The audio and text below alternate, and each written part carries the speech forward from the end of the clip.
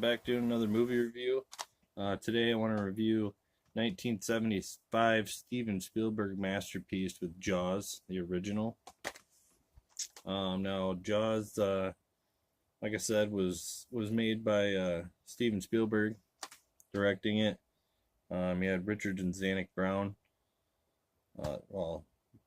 It's Zanuck and Brown production. I forget their first names. He also had, it's based on a novel by Peter Benchley. Now, he did the screenplay in this movie, and he also plays a part in the movie, too. Part later on, after the sharks attacked, once they do, there's an interviewer working for the news, and he's on the beach, and he's kind of giving a broadcast, and that guy that's Peter Benchley. He's the one who created, basically, and came up with the story for this shark movie. Really not much to be said on this movie that already hasn't been said. I mean, obviously, it's Jaws. It's a masterpiece. It's kind of what put Steven Spielberg on the map. We all know about the problems with the mechanical shark. The shark that they used, it never been really built anything like that before. It had lots of problems with it. It never wanted to work. For the most part, it looks pretty good in the movie. I think personally, not using the shark as much as they did because it didn't work. And at the end of the movie, they end up basically using these yellow barrels to basically keep the shark to the top so he couldn't sink into the bottom of the water, so they could spot him easily. I think that worked out to their benefit, really, in the long run. I think it's scarier, in my opinion, not to see the shark as much as you do. Like in the sequels, you see it a lot more, and you just can tell, how fake it is. But at the time when this movie came out, this was the highest grossing movie of all time, and it stood that way for a long time. This movie is a classic. I mean, it's just, if you want to talk about something that really affected a generation of people, this affected, I know it affected people personally. I mean, my mother watched this when it first came out, and she wouldn't take a bath for a long time because she was scared that the shark would actually come up through the bottom of the tub and eat her. So it's affected so many people, and I've seen it so many times that, I live in Michigan, Great Lakes State. Even today, there isn't a time where I don't go out swimming where I don't think about, is there a shark around? I mean, obviously I know there isn't because I live in fresh water. There's no salt water around here. There's no sharks. There's no sharks around here, but still, I mean, the thought occurs, And so, I mean, this really did affect a generation of people about going in the water. It makes you think twice. It makes you respect them, I think, a lot more. But basically, the short end of the stick in this movie is that it's about an island called Amity Island. You got three main characters, basically. You got Roy Schneider, who plays Chief Brody. You got Robert Shaw, who plays Quint, and you got Richard Dreyfuss, who plays Matt Hooper. Now, obviously, Roy Schneider, Chief Martin Brody, he plays the chief of police on this island. Quint is basically a fisherman, shark killer, whatever you want to call him. And Matt Hooper plays a marine biologist in this movie. And then also you have Mayor Larry Hamilton, who's Murray Hamilton. So I don't think Hamilton is his last name, his character's last name. But I mean, this movie's a classic. I mean, what else can be said about it? It was directed by Steven Spielberg. It was made at a great time in history in the 70s. One of my favorite times for movies, 60s all the way through the 80s. They had all kinds of problems with the mechanical shark they used. They wanted to use more live footage of sharks.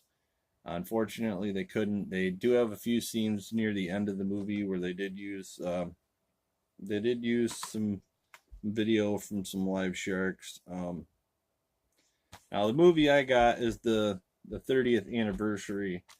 This has got it's got deleted scenes, outtakes, um, interviews with Steven Spielberg, and then it's got a 2-hour documentary on the making of Jaws, with interviews from Richard Dreyfuss, Steven Spielberg, Roy Schneider, and then it's got photos, storyboards, the marketing of Jaws and the Jaws phenomenon. Now, yeah, I like this edition. I really enjoy it's the 2 disc, so you got the feature, and then you got your 2 hours of commentary, and your 2 hours. Yeah, I mean your 2 hour documentary there. I mean, there's just so much that this movie has got in it. I really don't feel like getting into a super long review with it. There isn't much that I can say that people don't already know about this movie. Um, I'd love to do an hour review on this movie and just talk about everything that I know about this. Unfortunately, it's getting almost that time where I got to go to work pretty soon. I woke up kind of late today. I wanted to do these, and I wanted to talk about them more in depth, but unfortunately, I just got thinking about it, and I'm like, really, I mean, what can I say that people don't already know? I just thought, I'll keep it short and sweet. And yeah, I mean, it's a universal picture. Um, I mean, Carl Gottlieb does a little bit of the writing on it. He also Carl Gottlieb actually plays a character in this movie called Meadows. He works for the mayor. I think he has something to do with the city. He's some kind of city official. But yeah, I mean, basically, long story short, is you got these 3 guys who, after the shark has attacked a few people on this island, that they decide that they need to go out and try and capture and kill it. And you just got some great scenes. I mean, the scoring on this movie, John Williams. And John Williams, I mean, everybody knows John Williams. He's done the Jaws theme. He's done, I think he did a Batman theme. He did the Superman music for the Christopher Reeve Superman movies. I mean, the guy's a genius. He just does great music for movies. He just really is really good. Yeah, I mean, all this takes place on Amity Island. I know when I was a kid, my mother and grandparents took me to Universal Studios, and I know the ride is tore down now. It's not in operation anymore. We went to Universal Studios in Orlando, Florida, and I got to ride on the Jaws ride, and it was really cool. I was really young when I went and did it, so it was still kind of scary. I think I was only like 12 or 13 or something when I went. Didn't enjoy it as much as I would have now as an adult, but it was still really fun to go do. I remember going on it and remember doing it. So I mean, yeah, I mean, this movie has affected so many people over the years. I mean, this really started a time where people had just affected a whole culture by people not wanting to go in the water because of this movie. I mean, so I mean, there's not too many movies out there that I can think of really that has affected a whole culture like this, of people not wanting to go in the water because of one movie. The only other movie I can think of that affected a culture with something is the shower scene in Psycho. I mean, I know personally people that still won't take showers because of that movie. It's kind of crazy. Yeah, like I said, there's not much I can talk about really that hasn't already been said. It's, it won 3 Oscars. It broke every movie record at the time. It passed the $100 million mark. which was set. I mean, you see it get smashed all the time now, but back then it was a big deal. Um, yeah, I mean, I guess my if I had to talk about some favorite scenes, I think I'm really into camera angles, camera shots, like um, certain shots, like where directors come up with, or people that are doing the filming or whatever, the camera work. One of my favorite moments in this movie is when Chief Brody's sitting on the beach, and it's when the scene where the little boy gets attacked. Steven Spielberg's talked about it. You know, the scene wasn't supposed to be a moment of horror. It wasn't even supposed to be about the little kid getting chewed up on his raft either. It was about Chief Brody's like his tension. I mean, you can just tell that it's just like he's so tense, and like he's just waiting for something to happen. And it keeps like people walk in front of the camera, and then it like pans in, and then people walk in front of the camera again, and it'll pan out, and then it pans in, pans in, pans in. And I love those camera shots that show that like on his face. You know, he just I think Roy Schneider's a really underrated actor. I know he's been around for a long time. He's getting really old now, and you don't see him in anything, but I really think he was an underrated actor. I really think that he was great. I think he gave a great performance along with Robert Shaw and Richard Dreyfuss. I mean, they just were great. Um, Honestly, I can't pick out any bad thing about this movie that I don't like. Um,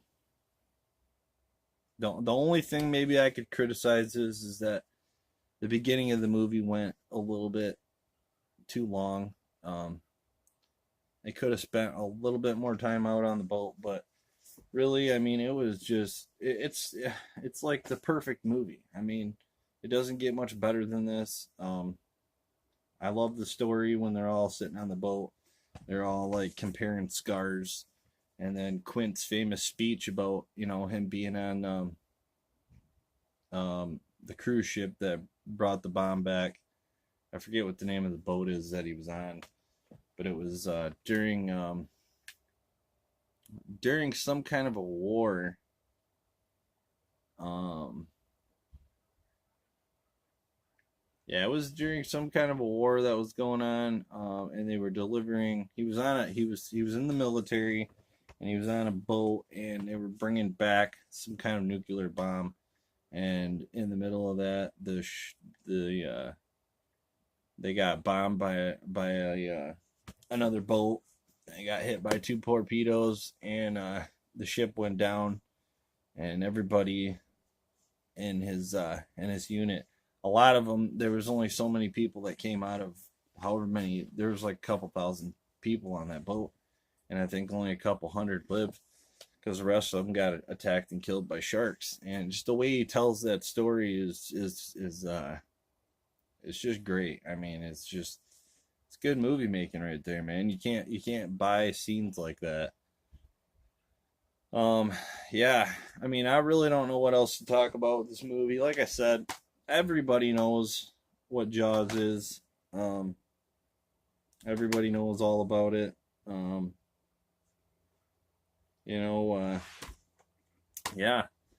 Um, Now we'll be getting into this is part of my series review on all the Jaws movies, so I will be getting into the sequel.